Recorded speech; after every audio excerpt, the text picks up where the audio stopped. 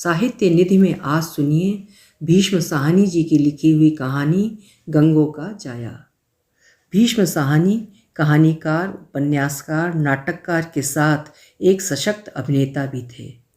उन्होंने हिंदी कथा लेखन, नाटककार, अनुवादक और एक शिक्षक के तौर पर हिंदी साहित्य को बहुत बड़ा योगदान दिया है। प्रस्तुत है उनकी कहानी गंगों का जाया। गंगों की जब नौकरी छूटी तो बरसात का पहला छींटा पड़ रहा था। पिछले 3 दिन से गहरे नीले बादलों के पुंज आकाश में करवटें ले रहे थे, जिनकी छाया में गर्मी से अलसाई हुई पृथ्वी अपने पहले ठंडे उच्छ्वास छोड़ रही थी और शहर भर के बच्चे बूढ़े बरसात की पहली बारिश का नंगे बदन स्वागत करने के लिए उतावले हो रहे थे। ये दिन नौकरी से निकाले जाने का न था। मजदूरी की नौकरी थी बेशक, पर बनी रहती तो इसकी स्थिरता में गंगो भी बरसात के छींटे का शीतल स्पर्श ले लेती। पर हर शगुन के अपने चिन्ह होते हैं। गंगो ने बादलों की पहली गर्जन में ही जैसे अपने भाग्य की आवाज़ सुन ली थी। नौकरी छूटने में देर नहीं लगी। गंगो जिस इमारत पर काम करती थी उसकी निचली मंजिल तैयार हो चुकी थी। अब दूसरी मंजिल पर काम चल रहा था। नीचे मैदान में से गारे की टोकरियां उठा उठा कर छत पर ले जाना गंगो का काम था। मगर आज सुबह जब गंगो टोकरी उठाने के लिए ज़मीन की ओर झुकी तो उसके हाथ ज़मीन तक नहीं पहुंच पाए। ज़मीन पर पाँवों के पास पड़ी हुई टोकरी को छूना एक गहरे कुएं के पानी को छूने के समान होने लगा। इतने में किसी ने गंगो को पुकारा, मेरी मान जाओ गंगो, अब टोकरी तुमसे न उठेगी, तुम छत पर ईंट पकड़ने के लिए आ जाओ। छत पर लाल ओढ़नी पहने और 4 ईंटें उठाए दूल्हों मजदूरन खड़ी उसे बुला रही थी। गंगो ने ना माना और फिर एक टोकरी उठाने का साहस किया, मगर होंठ काट कर रह गई। टोकरी तक उसका हाथ ना पहुंच पाया। गंगो के बच्चा होने वाला था, कुछ ही दिन बाकी रह गए थे। छत पर बैठकर ईंट पकड़ने वाला काम आसान था। एक मजदूर नीचे मैदान में खड़ा एक एक ईंट उठाकर छत की ओर फेंकता और ऊपर बैठी हुई मजदूरन उसे झपट कर पकड़ लेती। मगर गंगो का इस काम में खून सूखता था। कहीं झपटने में हाथ चूक जाए और उड़ती हुई ईंट पेट पर आ लगे तो क्या होगा। ठेकेदार हर मजदूर के भाग्य का देवता होता है, सो उसकी दया बनी रहे तो मजदूर के सब मनोरथ सिद्ध हो जाते हैं।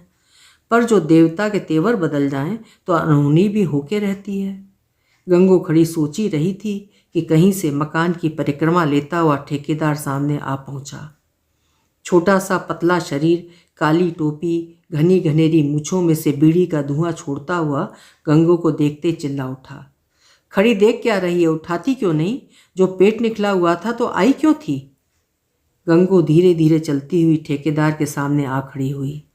ठेकेदार का डर होते हुए भी गंगो के होठों पर से वो हल्की सी स्निग्ध मुस्कान ओझल ना हो पाई जो महीने भर से उसके चेहरे पर खेल रही थी, जब से बच्चे ने गर्भ में ही अपने कौतुक शुरू कर दिए थे और गंगो की आंखें जैसे अंतर्मुखी हो गई थीं।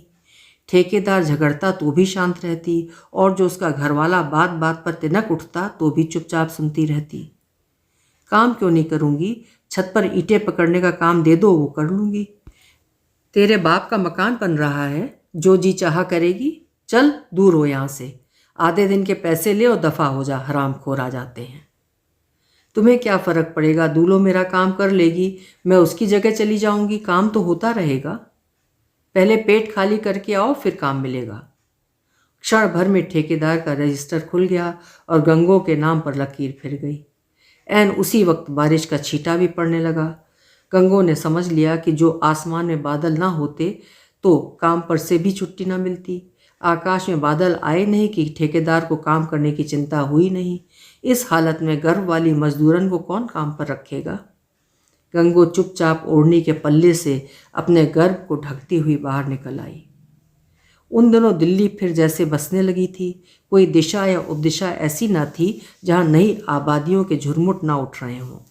नए मकानों की लंबी कतारें समुद्र की लहरों की तरह फैलती हुई अपने प्रसार में दिल्ली के कितने ही खंडहर और स्मृति कंकाल रौंदती हुई बढ़ रही थीं।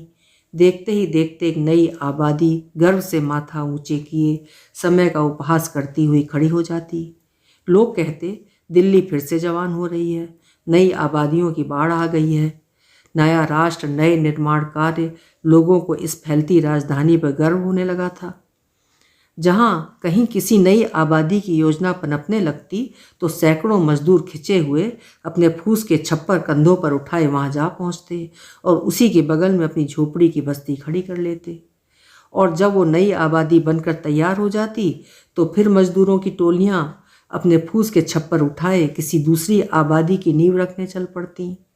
मगर ज्यों ही बरसात के बादल आकाश में मंडराने लगते तो सब काम ठप हो जाता और मजदूर अपने झोपड़े में बैठे आकाश को देखते हुए चौमासे के दिन काटने लगते।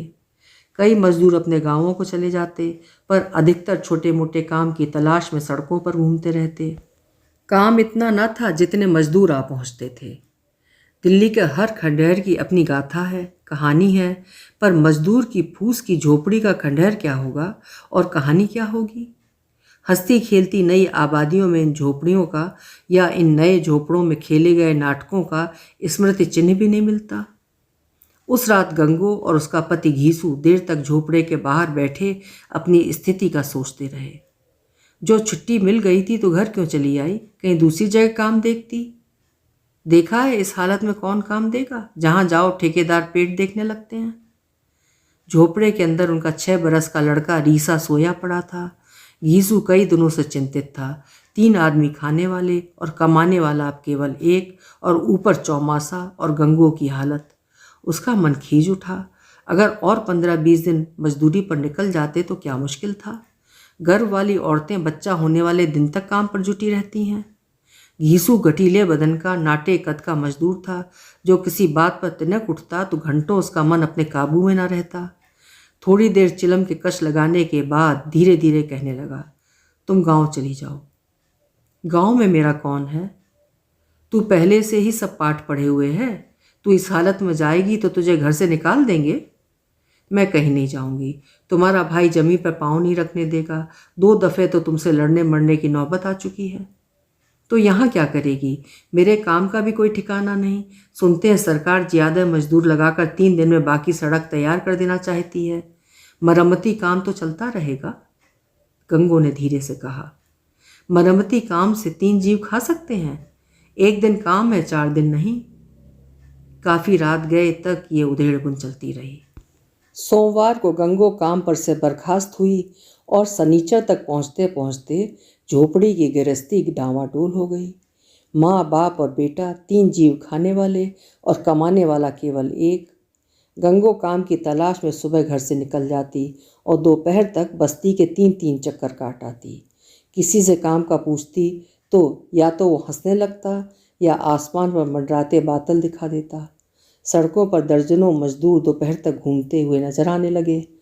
फिर एक दिन जब घीसू ने घर लौटकर सुना दिया कि सरकारी सड़क का काम समाप्त हो चुका है तो घीसू और गंगो मजदूरों के स्तर से लुढ़क कर आवारा लोगों के स्तर पर आ पहुँचे।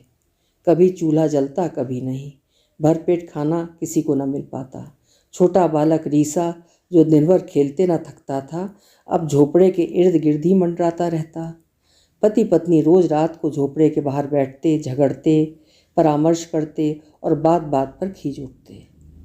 फिर एक रात हजारों सोचने और भटकने के बाद घीसू के उद्विग्न मन ने घर का खर्चा कम करने की तरकीब सोची।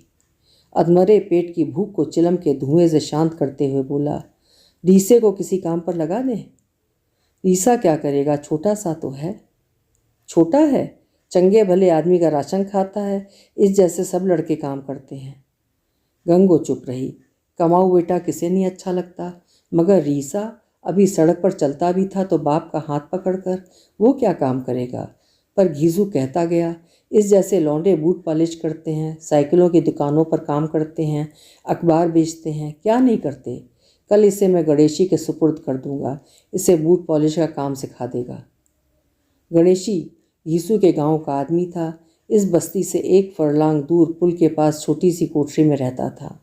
एक छोटा सा संदूकचा कंधे पर लटकाए गलियों के चक्कर काटता और बूटों के तलवे लगाया करता था। दूसरे दिन घीसू काम की खोज में झोपड़े में से निकलते हुए गंगो से कह गया, मैं गणेशी को रास्ते में कहता जाऊंगा, तो सूरज चढ़ने तक रीसे को उसके पास भेज देना। रीसा काम पर निकला। छोटा सा पतला शरीर, चकित उत्सुक आंखें, बदन पर एक ही कुर्ता लटकाए हुए। गणेशी के घर तक पहुंचना कौन सी आसान बात थी। रास्ते में प्रकृति रीसे के मन को लुभाने के लिए जगह जगह अपना माया जाल फैलाए बैठी थी। किसी जगह दो लौंडे झगड़ रहे थे, उनका निपटारा करना जरूरी था। रीसा घंटा भर उन्हीं के साथ घूमता रहा। कहीं एक भैंस कीचड़ में फंसी पड़ी थी, कहीं पर एक मदारी अपने खेल दिखा रहा था। रीसा दिन भर घूम फिर कर दोपहर के वक्त हाथ में एक छड़ी घुमाता हुआ घर लौट आया। कह देना आसान था कि रीसा काम करे, मगर रीसे को काम में लगाना नए बैल को हल में जोतने के बराबर था। पर उधर झोपड़े में बची बचाई रसद क्षीण होती जा रही थी।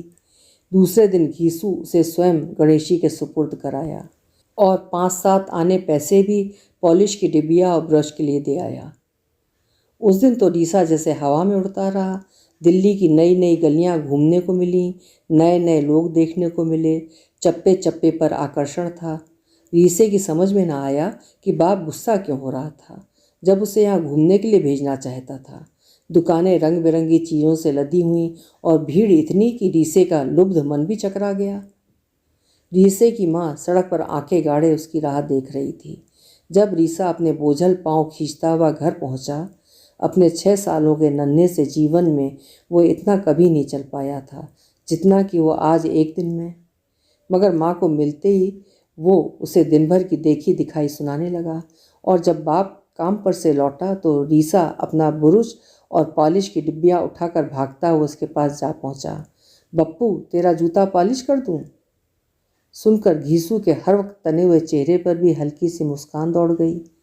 मेरा नहीं, किसी बाबू का करना जो पैसे भी देगा। और गंगो और उसका पति अपने कमाऊ बेटे की दिनचर्या सुनते हुए कुछ देर के लिए अपनी चिंताएं भूल गए। दूसरा दिन आया। घीसू और रीसा अपने अपने काम पर निकले। 2 रोटियां एक चिथड़े में लिपटी हुई घीसू के बगल के नीचे और एक रोटी रीसे के बगल के नीचे। दोनों सड़क पर इकट्ठे उतरे और फिर अपनी अपनी दिशा में जाने के लिए अलग हो गए। पर आज रीसा जब सड़क की तलाई पार करके पुल के पास पहुंचा तो गणेशी वहां पर नहीं था। थोड़ी देर तक मुंह में उंगली दबाए वो पुल पर आते जाते लोगों को देखता रहा, फिर गणेशी की तलाश में आगे निकल गया। शहर की गलियां एक के बाद दूसरी अपना जटिल इंद्रजाल फैलाए जैसे रीसे के इंतज़ार में ही बैठी थीं। एक के बाद दूसरी गली में वो बढ़ने लगा, मगर किसी में भी उसे कल का परिचित रूप नज़र नहीं आया, ना ही कहीं गणेशी की आवाज़ सुनाई दी। थोड़ी देर घूमने के बाद रीसा एक गली के मोड़ पर बैठ गया। अपनी पॉलिश की डिब्बियाँ और ब्रश सामने रख लिए और अपने पहले ग्राहक का इंतज़ार करने लगा। गणेशी की तरह उसने मुंह टेढ़ा करके पॉलिश का शब्द पूरी चिल्लाहट के साथ पुकारा। पहले तो अपनी आवाज़ ही सुनकर स्तब्ध हो रहा, फिर निसंकोच बार बार पुकारने लगा। 5-7 मरतबा ज़ोर ज़ोर से चिल्लाने पर एक बाबू जो सामने एक दुकान की भीड़ में सौदा खरीदने के इंतज़ार में खड़ा था, रीसे के पास चला आया। पॉलिश करने का क्या लोगे? जो खुशी हो दे देना। रीसे ने गणेशी के वाक्य को दोहरा दिया। बाबू ने बूट उतार दिए और दुकान की भीड़ में फिर जाकर खड़ा हो गया। रीसे ने अपनी डिबिया खोली। गणेशी के वाक्य को दोहरा सकता था, मगर उसकी तरह हाथ कैसे चलाता? बूट पर पॉलिश क्या लगी जितनी उसकी टांगों, हाथों और मुंह को लगी। एक जूते पर पॉलिश लगाने में रीसे की आधी डिबिया खर्च हो गई। अभी बूट के तलवे पर पॉलिश लगाने की सोच ही रहा था कि बाबू सामने आन खड़ा हुआ। रीसे के हाथ अनजाने में ठिठक गए। बाबू ने बूटों की हालत देखी, आओ न देखा ताओ जोर से रीसे के मुंह पर थप्पड़ दे मारा, जिससे रीसे का मुंह घूम गया। उसकी समझ में न आया कि बात क्या हुई है। गणेशी को किसी बाबू ने थप्पड़ नहीं मारा था। हरामजादे, काले बूटों पर लाल पॉलिश, और गुस्से में गालियां देने लगा। पास खड़े लोगों ने यह अभिनय देखा। कुछ हंसे, कुछ एक ने बाबू को समझाया, 2-1 ने रीसे को गालियां दी और इसके बाद बाबू गालियां देता हुआ बूट पहनकर चला गया। रीसा हैरान और परेशान कभी एक के मुंह की तरफ, कभी दूसरे की मुंह की तरफ देखता रहा और फिर वहां से उठकर धीरे धीरे गली के दूसरे कोने पर जाकर खड़ा हो गया। हर राह जाते बाबू से उसे डर लगने लगा। गणेशी की तरह पॉलिश चिल्लाने की उसकी हिम्मत न हुई। रीसे को माँ की याद आई और उल्टे पांव वापस हो लिया, मगर गलियों का कोई छोर किनारा न था। एक गली के अंत तक पहुंचता तो 4 गलियां और सामने आ जाती। अनगिनत गलियों में घूमने के बाद वो घबरा कर रोने लगा, मगर वहाँ कौन उसके आंसू पोंछने वाला था। एक गली के बाद दूसरी गली लांघता हुआ कभी गणेशी की तलाश में, कभी माँ की तलाश में वो दोपहर तक घूमता रहा। बार बार रोता और बार बार स्तब्ध और भयभीत हो चुप हो जाता। फिर शाम हुई और थोड़ी देर बाद गलियों में अंधेरा छाने लगा।